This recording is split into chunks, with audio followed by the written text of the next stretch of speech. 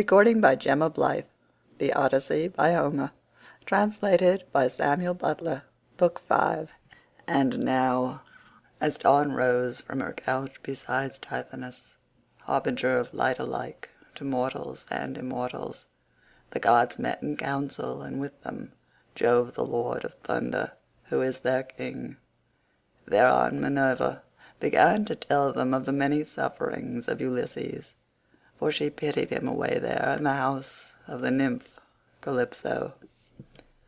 "Father Jove," said she, "and all you other gods that live in everlasting bliss, I hope there may never be such a thing as a kind and well-disposed ruler any more, nor one who will govern equitably. I hope they will all be henceforth cruel and unjust, for there is not one of his subjects but has forgotten Ulysses, who ruled them as though he were their father. There he is, lying in great pain, in an island where dwells the nymph Calypso, who will not let him go, and he cannot get back to his own country, for he can find neither ships nor sailors to take him over the sea. Furthermore, wicked people are now trying to murder his only son Telemachus, who is coming home from Elis and Lacedaemon, where he has been to see if he can get further news of his father." "What, my dear, are you talking about?" replied her father. "Did you not send him there yourself, because you thought it would help Ulysses to get home and punish the suitors? Besides, you are perfectly able to protect Telemachus, and to see him safely home again, while the suitors have to come scurrying back without having killed him." When he had thus spoken, he said to his son Mercury, "Mercury, you are our messenger. Go therefore and tell Calypso we have decreed that poor Ulysses is to return home. He is to be convoyed neither by gods nor men, but after a perilous voyage of 20 days upon a raft he is to reach fertile Scheria, the land of the Phaeacians, who are near of kin to the gods, and will honor him as though he were one of ourselves. They will send him in a ship to his own country, and will give him more bronze and gold and raiment than he would have brought back from Troy, if he had had all his prize money and had got home without disaster. This is how we have settled that he shall return to his country and his friends." Thus he spoke, and Mercury, guide and guardian, slayer of Argus, did as he was told. Forthwith he bound on his glittering golden sandals, with which he could fly like the wind over land and sea. He took the wand with which he seals men's eyes in sleep, or wakes them just as he pleases, and flew holding it in his hand over Pieria. Then he swooped down through the firmament till he reached the level of the sea, whose waves he skimmed like a cormorant that flies fishing every hole and corner of the ocean, and drenching its thick plumage in the spray. He flew and flew over many a weary wave, but when at last he got to the island which was his journey's end, he left the sea and went on by land till he came to the cave where the nymph Calypso lived. He found her at home. There was a large fire burning on the hearth, and one could smell from far the fragrant reek of burning cedar and sandalwood. As for herself, she was busy at her loom, shooting her golden shuttle through the warp and singing beautifully. Round her cave there was a thick wood of alder, poplar, and sweet-smelling cypress trees, wherein all kinds of great birds had built their nests, owls, hawks, and chattering sea-crows that occupy their business in the waters. A vine loaded with grapes was trained and grew luxuriantly about the mouth of the cave. There were also 4 running rills of water in channels cut pretty close together, and turned hither and thither so as to irrigate the beds of violets and luscious herbage over which they flowed. Even a god could not help being charmed with such a lovely spot. So Mercury stood still and looked at it, but when he had admired it sufficiently he went inside the cave. Calypso knew him at once, for the gods all know each other, no matter how far they live from one another. But Ulysses was not within.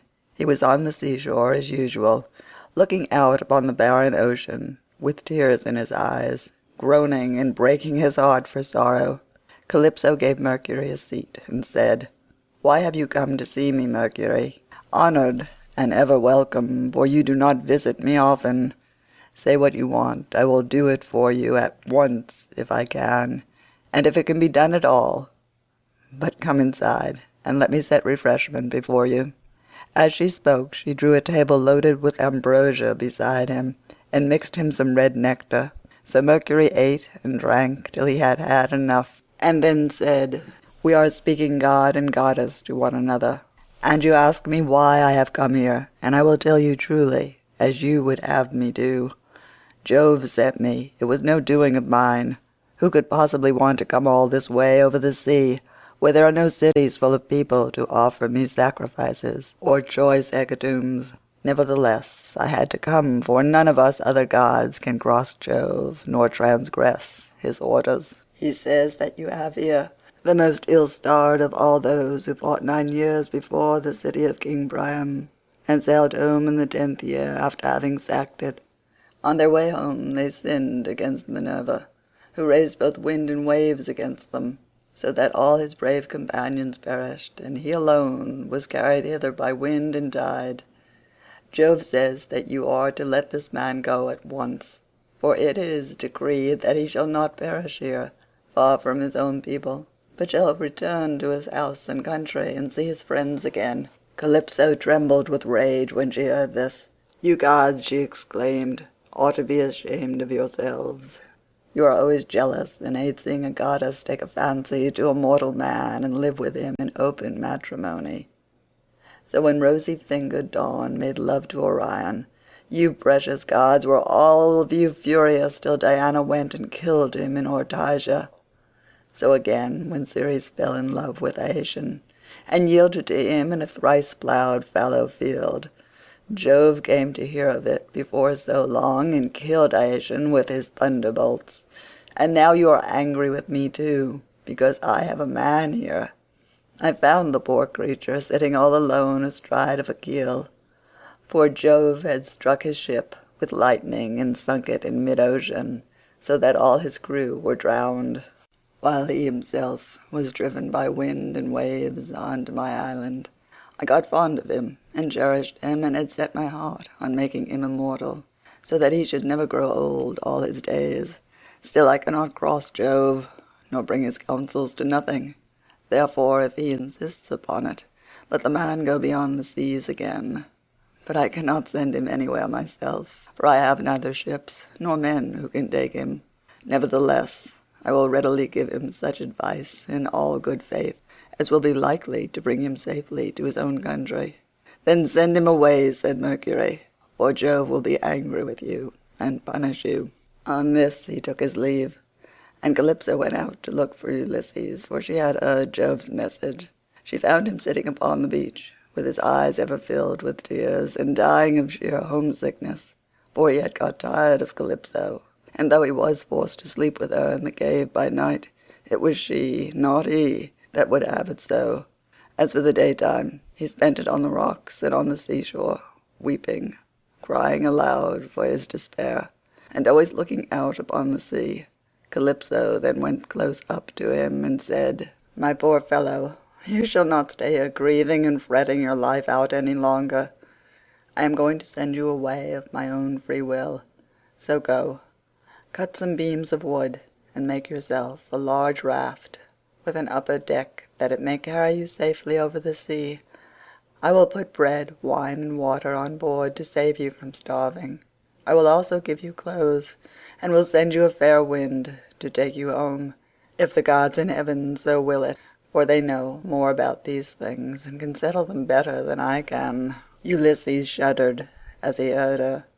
"Now, goddess," he answered, "there is something behind all this. You cannot be really meaning to help me home when you bid me do such a dreadful thing as put to sea on a raft. Not even a well-found ship with a fair wind could venture on such a distant voyage. Nothing that you can say or do shall make me go on board a raft unless you first solemnly swear that you mean me no mischief." Calypso smiled at this, and caressed him with her hand. "You know a great deal," said she, "but you are quite wrong here. May heaven above and earth below be my witnesses, with the waters of the river Styx, and this is the most solemn oath which a blessed God can take, that I mean you no sort of harm, and am only advising you to do exactly what I should do myself in your place. I am dealing with you quite straightforwardly. My heart is not made of iron, and I am very sorry for you." When she had thus spoken, she led the way rapidly before him, and Ulysses followed in her steps. So the pair, goddess and man, went on and on till they came to Calypso's cave, where Ulysses took the seat that Mercury had just left. Calypso set meat and drink before him, of the food that mortals eat, but her maids brought ambrosia and nectar for herself, and they laid their hands on the good things that were before them. When they had satisfied themselves with meat and drink, Calypso spoke, saying, "Ulysses, noble son of Laertes, so you would start home to your own land at once? Good luck go with you, but if you could only know how much suffering is in store for you before you get back to your own country, you would stay where you are.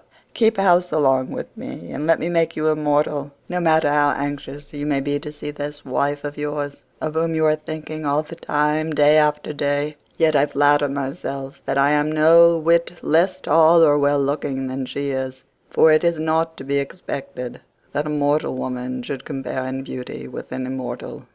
"Goddess," replied Ulysses, "do not be angry with me about this. I am quite aware that my wife Penelope is nothing like so tall or so beautiful as yourself. She is only a woman, whereas you are an immortal.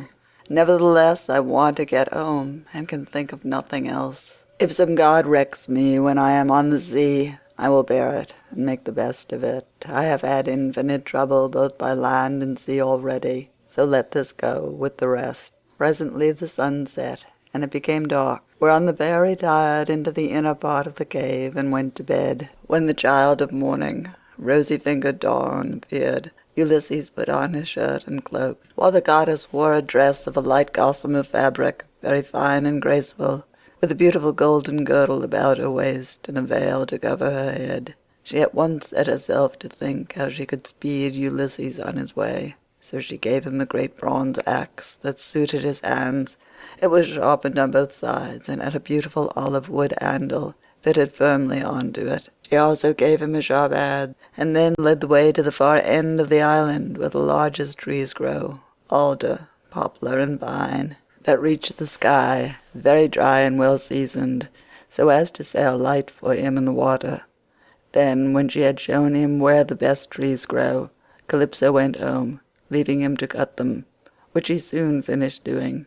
He cut down 20 trees in all, and adzed them smooth, squaring them by rule in good workmanlike fashion. Meanwhile Calypso came back with some augers, so he bored holes with them, and fitted the timbers together with bolts and rivets. He made the raft as broad as a skilled shipwright makes the beam of a large vessel, and he filed a deck on top of the ribs, and ran a gunwale all around it. He also made a mast of yardarm and a rudder to steer with. He fenced the raft all round with wicker hurdles as a protection against the waves, and then he threw on a quantity of wood. By and by Calypso brought him some linen to make the sails, and he made these too excellently, making them fast with braces and sheets. Last of all, with the help of levers, he drew the raft down into the water. In 4 days he had completed the whole work, and on the 5th Calypso sent him from the island, after washing him and giving him some clean clothes. She gave him a goatskin full of black wine, and another larger one of water. She also gave him a wallet full of provisions, and found him much good meat. Moreover, she made the wind fair and warm for him, and gladly did Ulysses spread his sail before it, while he sat and guided the raft skilfully by means of the rudder. He never closed his eyes, but kept them fixed on the Pleiades, on late-setting boots, and on the bear, which men also called the wain, and which turns round and round where it is, facing Orion, and alone never dipping into the stream of Oceanus, for Calypso had told him to keep this to his left. Days 7 and 10 did he sail over the sea, and on the 18th the dim outlines of the mountains on the nearest part of the Phaeacian coast appeared, rising like a shield on the horizon. But King Neptune, who was returning from the Ethiopians, caught sight of Ulysses a long way off, from the mountains of the Solymi. He could see him sailing upon the sea, and it made him very angry. So he wagged his head and muttered to himself, saying, "Heavens, so the gods have been changing their minds about Ulysses while I was away in Ethiopia. And now he is close to the land of the Phaeacians, where it is decreed that he shall escape from the calamities that have befallen him. Still, he shall have plenty of hardship yet before he has done with it." Thereon he gathered his clouds together, grasped his trident, stirred it round in the sea, and roused the rage of every wind that blows till earth, sea, and sky were hidden in cloud, and night sprang forth out of the heavens. Winds from east, south, north, and west fell upon him all at the same time, and a tremendous sea got up, so that Ulysses' heart began to fail him. "Alas," he said to himself in his dismay, "whatever will become of me? I am afraid Calypso was right when she said I should have trouble by sea before I got back home. It is all coming true. How black is Jove, making heaven with his clouds, and what a sea the winds are raising from every quarter at once! I am now safe to perish. Blessed and thrice blessed were those Danaans who fell before Troy in the cause of the sons of Atreus. Would that had been killed on the day when the Trojans were pressing me so sorely about the dead body of Achilles, for then I should have had due burial, and the Achaeans would have honoured my name. But now it seems that I shall come to a most pitiable end." As he spoke, a sea broke over him with such terrific fury that the raft reeled again, and he was carried overboard a long way off. He let go the helm, and the force of the hurricane was so great that it broke the mast halfway up, and both sail and yard went over into the sea. For a long time Ulysses was under water, and it was all he could do to rise to the surface again, for the clothes Calypso had given him weighed him down. But at last he got his head above water and spat out the bitter brine that was running down his face in streams. In spite of all this, however, he did not lose sight of his raft, but swam as fast as he could towards it, got hold of it, and climbed on board again so as to escape drowning. The sea took the raft and tossed it about as autumn winds whirl thistle down round and round upon a road. It was as though the south, north, east, and west winds were all playing battledore and shuttlecock with it at once. When he was in this plight, Ino, daughter of Cadmus, also called Leucothea, saw him. She had formerly been a mere mortal, but had been since raised to the rank of a marine goddess. Seeing in what great distress Ulysses now was, she had compassion upon him, and rising like a seagull from the waves, took her seat upon the raft. "My poor good man," said she, "why is Neptune so furiously angry with you? He is giving you a great deal of trouble, but for all his bluster he will not kill you. You seem to be a sensible person. Do then as I bid you. Strip, leave your raft to drive before the wind, and swim to the Phaeacian coast where better luck awaits you. And here, take my veil and put it round your chest. It is enchanted, and you can come to no harm so long as you wear it. As soon as you touch land, take it off. Throw it back as far as you can into the sea, and then go away again." With these words she took off her veil and gave it to him. Then she dived down again like a seagull and vanished beneath the dark blue waters. But Ulysses did not know what to think. "Alas," he said to himself in his dismay, "this is only some one or other of the gods who is luring me to ruin by advising me to quit my raft. At any rate I will not do so at present, for the land where she said I should be quit of all troubles seemed to be still a good way off. I know what I will do. I am sure it will be best, no matter what happens. I will stick to the raft as long as her timbers hold together, but when the sea breaks her up I will swim for it. I do not see how I can do any better than this." While he was thus in two minds, Neptune sent a terrible great wave that seemed to rear itself above his head, till it broke right over the raft, which then went to pieces as though it were a heap of dry chaff tossed about by a whirlwind. Ulysses got astride of one plank and rode upon it as if he were on horseback. He then took off the clothes Calypso had given him, bound Ino's veil under his arms, and plunged into the sea, meaning to swim on shore. King Neptune watched him as he did so, and wagged his head, muttering to himself and saying, "There now, swim up and down as you best can, till you fall in with the well-to-do people. I do not think you will be able to say that I have let you off too lightly." On this he lashed his horses, and drove to Aegea, where his palace is. But Minerva resolved to help Ulysses, so she bound the ways of all the winds except one, and made them lie quite still. But she roused a good stiff breeze from the north, that should lay the waters till Ulysses reached the land of the Phaeacians, where he would be safe. Thereon he floated about for 2 nights and 2 days in the water, with a heavy swell on the sea, and death staring him in the face. But when the 3rd day broke, the wind fell, and there was a dead calm, without so much as a breath of air stirring. As he rose on the swell he looked eagerly ahead, and could see land quite near. Then, as children rejoice when their dear father begins to get better after having for a long time borne sore affliction, sent him by some angry spirit, but the gods deliver him from evil, so was Ulysses thankful when he again saw land and trees, and swam on with all his strength, that he might once more set foot upon dry ground. When, however, he got within earshot, he began to hear the surf thundering up against the rock, for the swell still broke against them with a terrific roar. Everything was enveloped in spray. There were no harbours where a ship might ride, nor shelter of any kind, but only headlands, low-lying rocks, and mountain tops. Ulysses' heart now began to fail him, and he said despairingly to himself, "Alas, Jove has let me see land after swimming so far that I had given up all hope. But I can find no landing place, for the coast is rocky and surf-beaten. The rocks are smooth and rise sheer from the sea, with deep water close under them, so that I cannot climb out for want of foothold.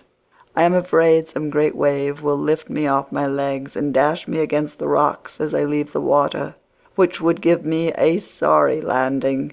If, on the other hand, I swam further in search of some shelving beach or harbour, a hurricane may carry me out to sea again, sorely against my will, or heaven may send some great monster of the deep to attack me, for Amphitrite breeds many such, and I know that Neptune is very angry with me." While he was thus in two minds, a wave caught him and took him with such force against the rocks that he would have been smashed and torn to pieces if Minerva had not shown him what to do.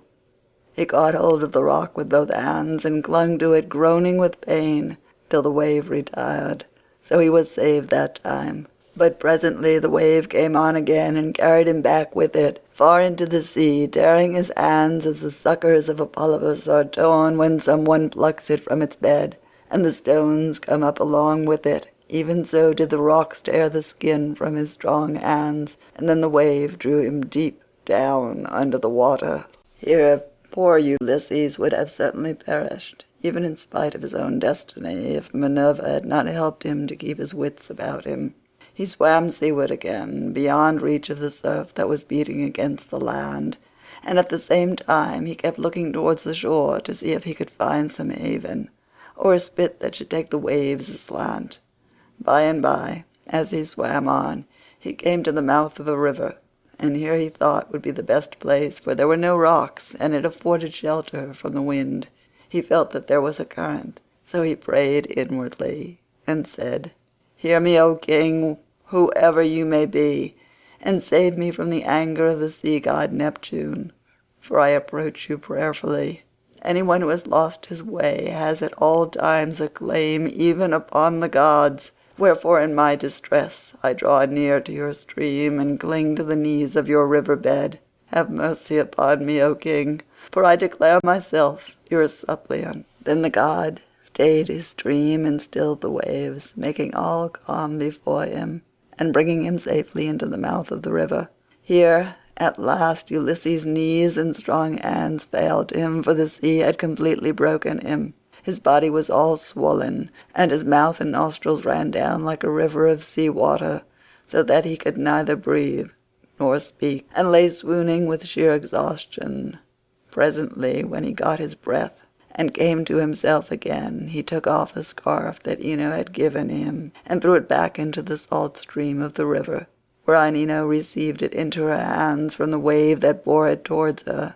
Then he left the river, laid himself down among the rushes, and kissed the bounteous earth. "Alas!" he cried to himself in his dismay, "whatever will become of me, and how is it all to end?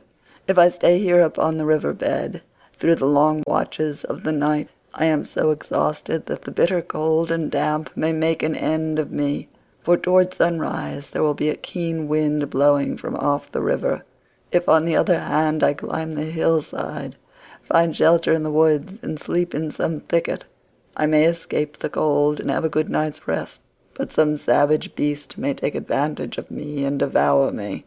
In the end he deemed it best to take to the woods, and he found one upon some high ground not far from the water. There he crept beneath 2 shoots of olive that grew from a single stalk, the one an ungrafted sucker, while the other had been grafted.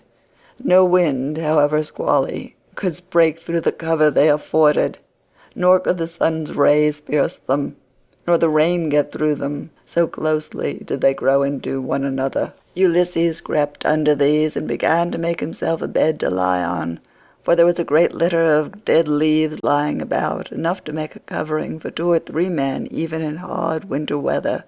He was glad enough to see this, so he laid himself down and heaped the leaves all round him. Then, as one who lives alone in the country, far from any neighbour, hides a brand as fire-seed in the ashes to save himself from having to get a light elsewhere, even so did Ulysses cover himself up with leaves, and Minerva shed a sweet sleep upon his eyes, closed his eyelids, and made him lose all memories of his sorrows. End of Book 5.